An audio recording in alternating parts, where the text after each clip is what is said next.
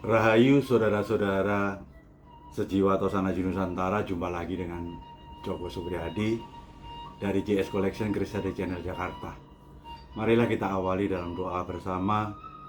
Semoga senantiasa segala yang terindah dan terbaik terlimpah untuk kita semuanya. Amin.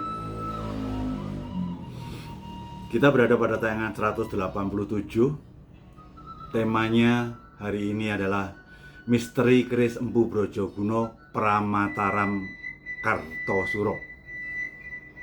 Sekaligus kita akan review 3 pusaka nomor 8805, 8630, nomor 3875. Yang terakhir adalah keris personal, maaf tidak ada di website kami.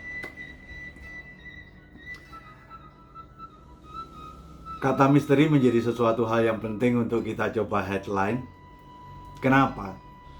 Karena faktanya Empu Brojoguno yang sangat melegenda di kalangan Tosanaji. Kebanyakan yang kita lihat adalah karyanya yang ada sejak dia hijrah ke Mataram Kartosuro pada saat Amangkurat III hingga era nom-noman Surakarta. Seolah-olah menjadi misteri untuk mengetahui kira-kira keris Brojoguno sebelum dia hijrah ke Mataram itu seperti apa kira-kira kerisnya. Saya pikir seorang empu pasti punya semacam satu ciri khas yang sama, karena itu menunjukkan karakter diri sang empu. Ya, kita sama-sama tahu keris Brojoguno dengan ciri khas ngadal meteng pada sor-soran. Dan secara pasikutan jelas kesan daripada keris Brojoguno adalah benar-benar berkesan sifat yang keras, gagah, dan meyakinkan. Seperti kita tahu dalam semacam sesuatu cerita bahwa Brojoguno berasal dari Wonoayu. Wonoayu itu adalah suatu desa di daerah Bangkalan, Madura sana. Akhirnya pada saat itu hijrah ke Mataram Kartosuro pada pemerintahan Amangkurat III. Kalau kita tahu Amangkurat III berarti sekitar tahun 1705.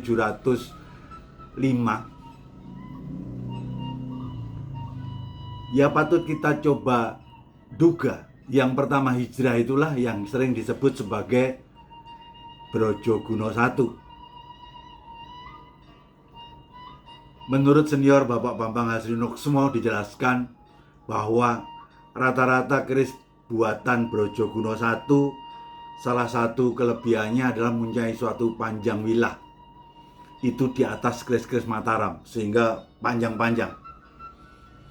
Kita sama-sama tahu keris-keris Mataram adalah panjang 36-37, berarti kita bisa duga lebih panjang dari itu untuk karya Brojoguno I. Kemudian ketika kita bicara Brojoguno II, itu di era PB3 hingga PB4, berarti dari 1749 sampai 1880. Disitulah Brojoguno II memulai karyanya.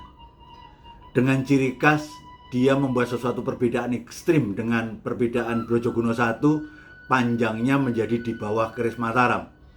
Makanya sering kita lihat ada keris-keris Brojoguno dengan panjang 32, 33, 34 cm. Patut diduga itu adalah tangguh, sekali lagi tangguh Brojoguno II. Namun perlu kita ketahui bahwa pada saat Brojoguno II itu berkarya,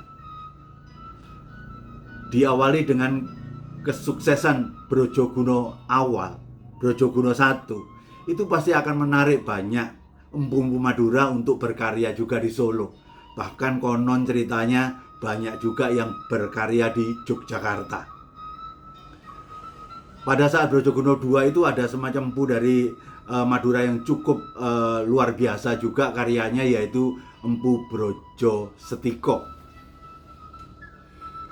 Dilanjutkan Brojoguno III, yaitu mulai daripada era PB5, yaitu tahun 1820 hingga PB8 sampai 1861-an.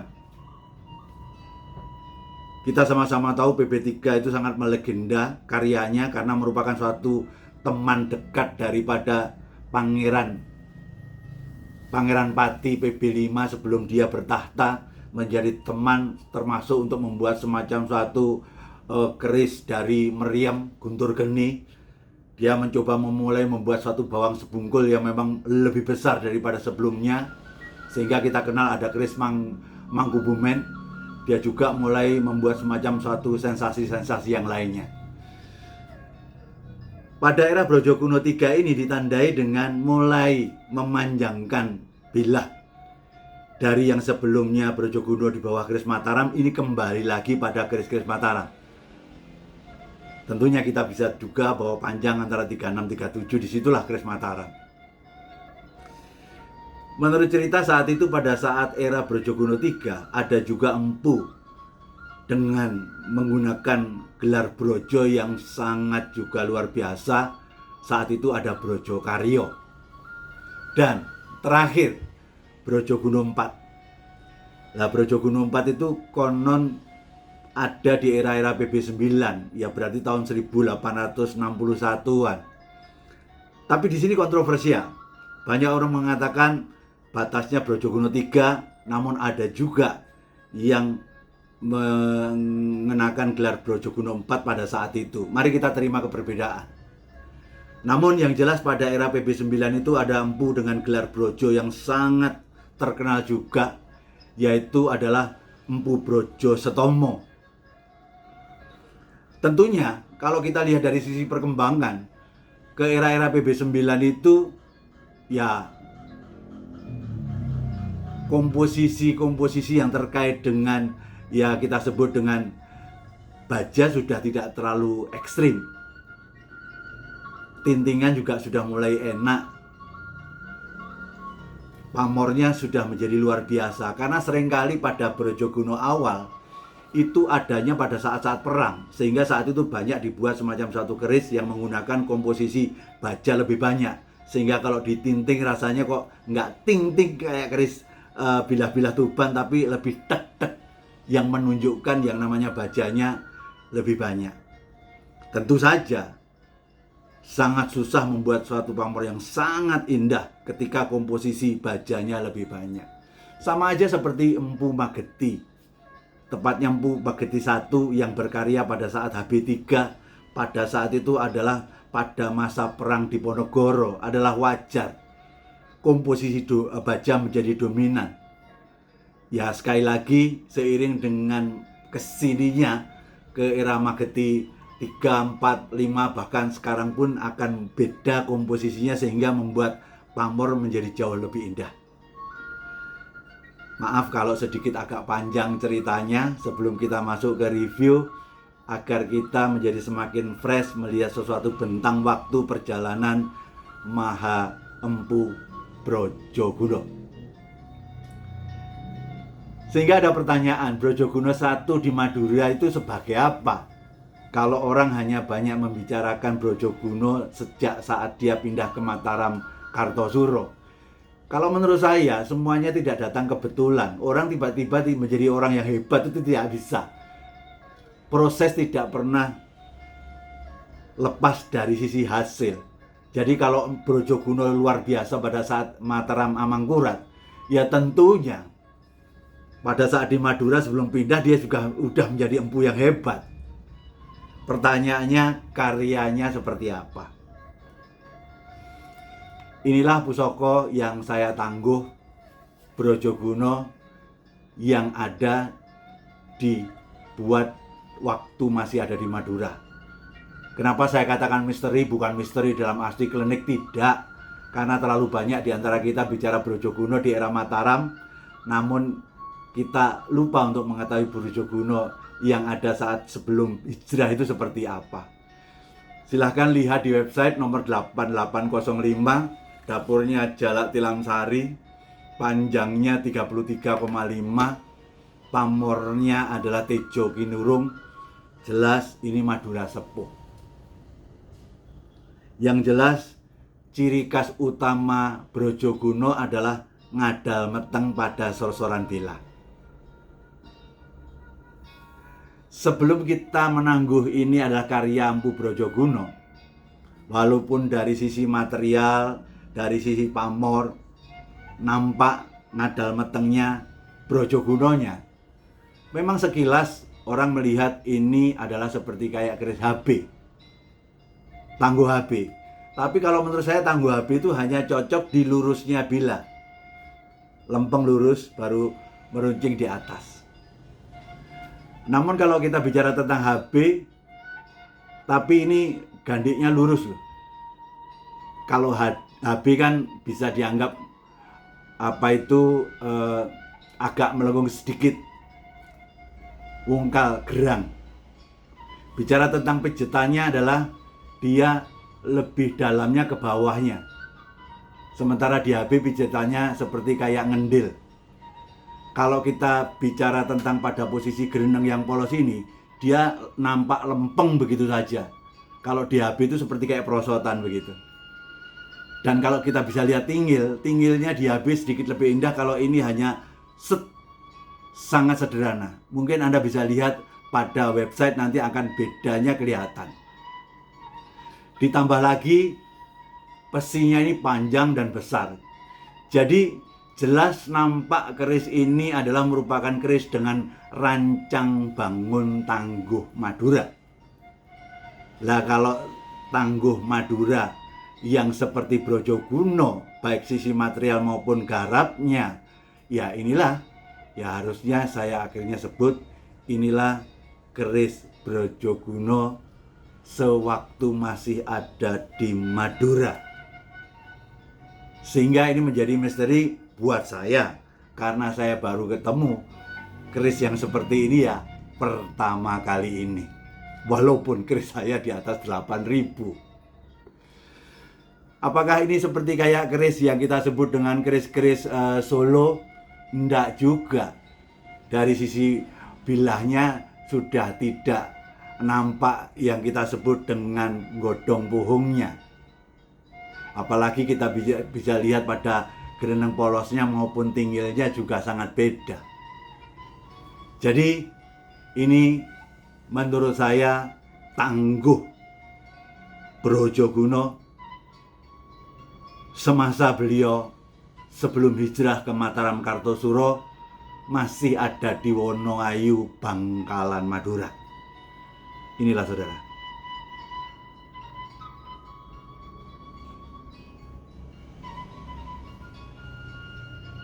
Untuk sebagai suatu tambahan referensi, agar kita melihatnya Brojoguno menjadi lengkap, ini ada salah satu keris saya, nomor 8630, jalak tilam sari juga, panjang 34,4 cm, tejo kinurung juga. Dengan pamor yang sama, dengan dapur yang sama seperti sebelumnya tadi, sangat nampak perbedaannya secara garapnya, saudara. Lah kalau ini dengan panjang di bawah 36-an, ini saya tangguh keris Tangguh Empu Brojoguno 2. Ini nomor 8630. Sementara tambahan satu referensi lagi, keris 3875. Sekali lagi maaf, ini keris personal saya, karena saya masih senang sama keris ini, sehingga saya tidak tempatkan di website untuk saya jadikan keris personal saya. Inilah keris tilam sari, ada adeknya dan pedaringan kebaknya. Tintingannya sudah mulai agak enak, sehingga komposisi yang kita kaitkan dengan baja sedikit agak dikurangi. Dan panjangnya adalah 36,1, sudah pada panjang keris Mataram. Sehingga secara tangguh keris ini saya tangguh Empu Brojoguno 3.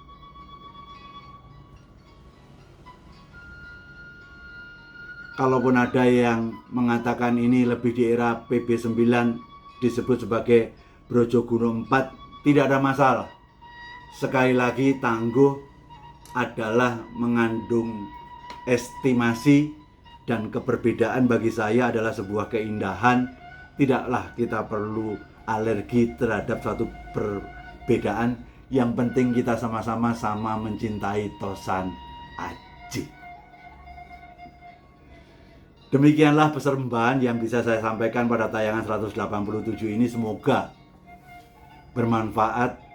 Kalaupun ada salah dalam tutur kata, mohon dimaafkan, karena manusia selalu tidak lepas dari kekurangan.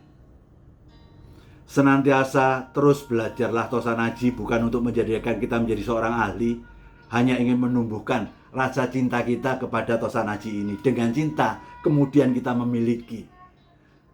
Dengan memiliki, semoga tingkah laku kita ada suatu perubahan, karena dirubah oleh suatu kaidah filosofi yang adiluhung dari Tosan Aji, yang ujungnya akan membuat ego pribadi kita akan semakin turun.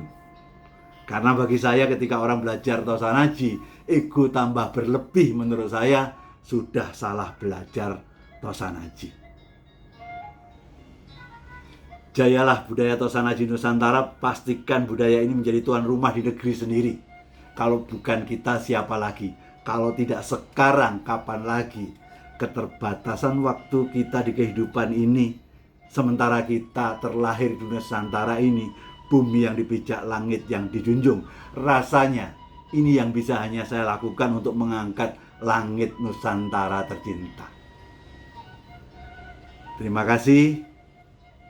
Rahayu, rahayu, rahayu sagung dumadi. Nuwun.